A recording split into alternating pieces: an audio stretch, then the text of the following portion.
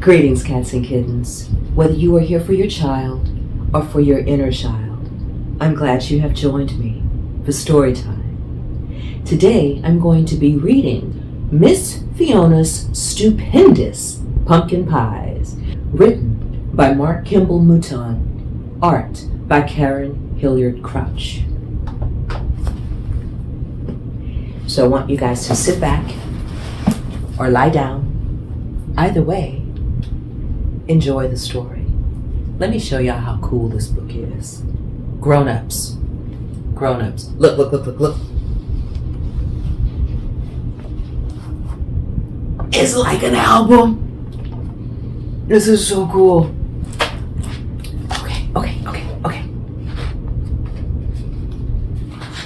Shall we begin? Down past the spooky graveyard and across the stubbled fields, there lies a big old haunted house where all the paint has peeled. The shutters on the windows hang crooked, if at all. The roof is in such bad repair, it looks as if it's about to fall. There's a stone wall in the side yard and a crooked picket fence. An old barn sits behind the house that isn't worth 2 cents. In the garden there's a scarecrow with his stuffing falling out. And everywhere you look you see stray cats lying about. This house appears deserted, but it is still occupied, although some believe its occupants can disappear and fly. The old spinster Fiona lives here with all her cats. A horse, a cow live in the barn, along with several bats. Now, legend says Fiona is 400 years and 3, though she never looked much older than 200 years to me. She walks a bit stooped over and wears a long black dress, and underneath her pointy hat, her hair's a stringy mess. One eye is larger than the other, there's a big wart on her nose, and on her feet are bright red shoes with doodads on their toes. I like doodads. Some folks think she's kooky, dressed like a witch on Halloween, but that just proves appearances aren't always what they seem.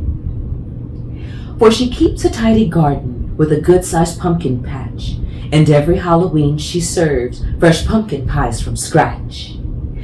Sometime in late October, Miss Fiona starts her yield and brings in all her pumpkins from her big old pumpkin field. Pumpkins line her window sills, and pumpkins line her floor.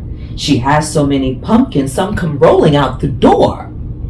She keeps pumpkins in her attic and some in her woodshed. There are even some who tell you she keeps pumpkins in her bed.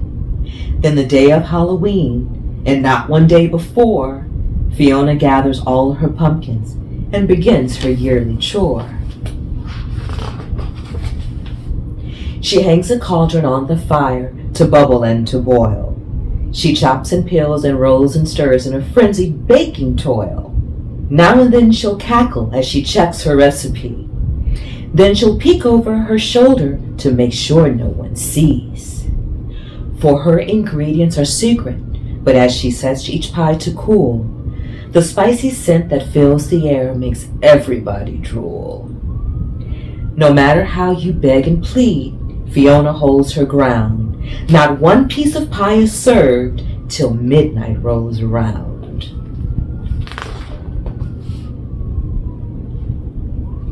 As angel spooks and goblins start to gather in the street, the night is filled with laughter and the cries of trick or treat.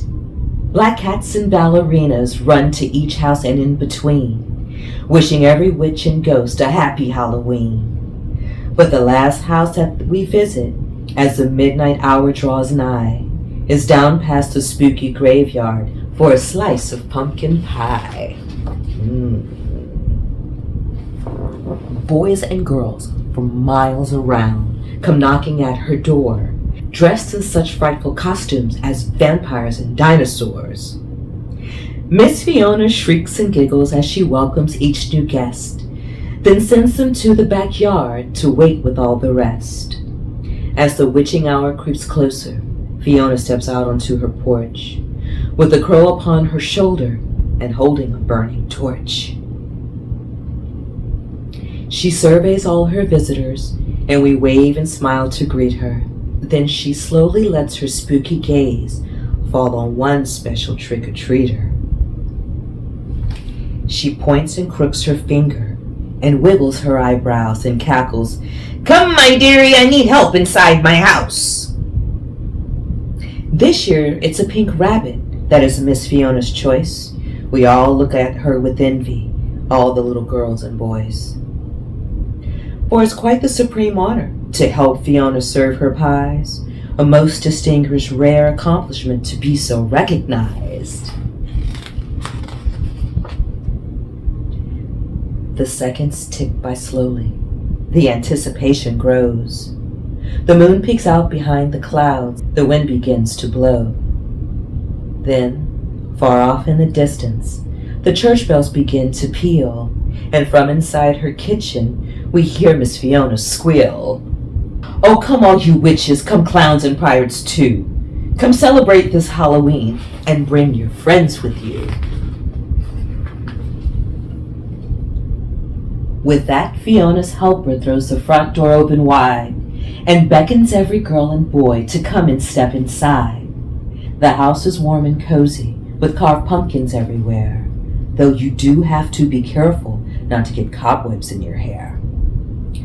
Owls hoot in the pantry, cats lie at Fiona's feet. From upstairs we hear wails and moans which make Halloween complete. The pies are most delicious, with which she also serves warm cider. Then she passes out souvenir rings in the shape of creepy spiders. And after every one of us has had cider and been fed, she tells us spooky stories that make our eyes pop from our head.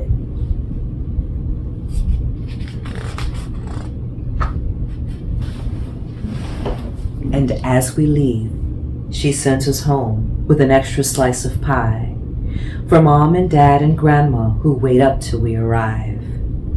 Most folks are very curious about Fiona and her ways, but mostly it's her pumpkin pies we talk about for days. I must admit Fiona's kooky with her warts and pale green skin, but who cares how kooky someone looks when there's goodness deep within?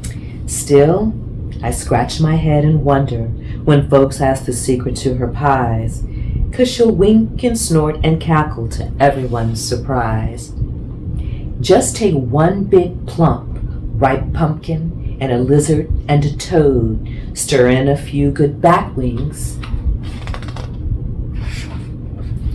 and serve it a la mode. Who likes pumpkin pie? Now, I'm not a big pie fan, and I'm not a big pumpkin fan, but I will eat some pumpkin pie. Halloween is always so much fun. Getting dressed up, being scared just a teeny bit, or a lot of it, eating candy until our stomach hurts. So much fun. But the illustrations in this book were phenomenal, didn't you think? I thought they were fantastic. Just in the colors. Oh, it was so good. Well, I hope you guys enjoyed that as much as I did. If you didn't, I'm sorry. Sorry. Maybe next time. I want you guys to enjoy the rest of your day, or your evening, your week, or your weekend. And I'll see you next time on Libby's Lullabies. Cheers.